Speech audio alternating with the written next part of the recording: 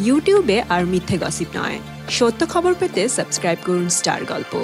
প্রোমোতে আমরা যেমনটা দেখেছিলাম এবং ধারণা করেছিলাম ঠিক তেমনটাই গতকাল করে দেখালেন নোবেল। জেমসের তারায় তারায় গানটি গেয়ে আবার দর্শকদের মন মাতালেন নোবেল এবং সেই সাথে সাথে জাজদের কাছ থেকে পেলেন আরও একবার গোল্ডেন গিটার। এখন নোবেল যে কতটা রকিং পারফরমেন্স করতে পারে সেই খবর তো সবারই জানা। আর এই সারেগামাপায় ভার্সেটাইল কন্টেস্টেন্ট ট্যালেন্টেড সিঙ্গার তো বেশ কয়েকজন আছে, কিন্তু রক গানে নোবেলকে টেক্কা দেওয়ার মতো মেবি কেউ নেই। আর জেমসের গানে যে সে কত বেশি উন্মাদনা ছড়ায় সেটা তার বলার অপেক্ষা রাখে না। গতকাল জেমসের তারায় তারায় গানটি গিয়ে আরও একবার নিজেকে অন্য লেভেলে পৌঁছে দিয়েছেন Noble. In fact day by day তার গানের পাশাপাশি তার বডি ল্যাঙ্গুয়েজ, তার বডি পোশ্চারের যে ইম্প্রুভমেন্ট হচ্ছে সেটা আসলে আউটস্ট্যান্ডিং। তাই তো গান শেষ হওয়ার সাথে সাথেই শান্তনু চেয়ার থেকে উঠে এসে নোবেলকে বুকে জড়িয়ে ধরলেন।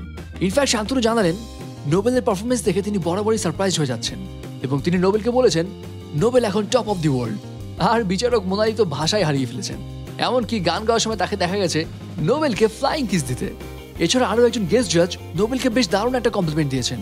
তিনি বলেছেন বাংলার প্রত্যেকটা ব্যান্ডকে একবার হলেও নোবেলের গান শোনা উচিত। তবে এত কিছুর মাঝে কিন্তু একটি মজার ইনসিডেন্ট ঘটে যায়। এখন মোনালি বলেছে নোবেলকে সে যে এতভাবে এত রূপে পারফরমেন্স করতে দেখেছে তার বিশেষণ দেওয়ার ভাষায় হারিয়ে ফেলেছে। সেই জন্য তিনি একটি গেস্টার দিতে চান এবং গেস্টার হিসেবে দিতে চান চকলেট। চকলেটটা তো দিলেন এবং এই চকলেট নিয়ে যিশু এবং নোবেলের মধ্যে এক প্রকার কারাগারিও তৈরি হয়ে গেল এবং এটা নিয়ে তৈরি হলো মজার একটি ইনসিডেন্ট। ওয়েল, যাই হোক, এখন এই খবর তো সবারই জানা।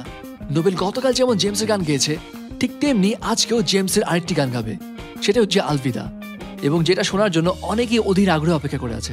সো ভিউয়ার্স, গতকাল নোবেলের পারফরমেন্স আপনার কাছে কেমন লাগলো? আর আজকে নোবেলের পারফরমেন্স দেখতে আপনি কতখানি এক্সাইটেড? কমেন্টস করে জানিয়ে দিন আপনার মতামত।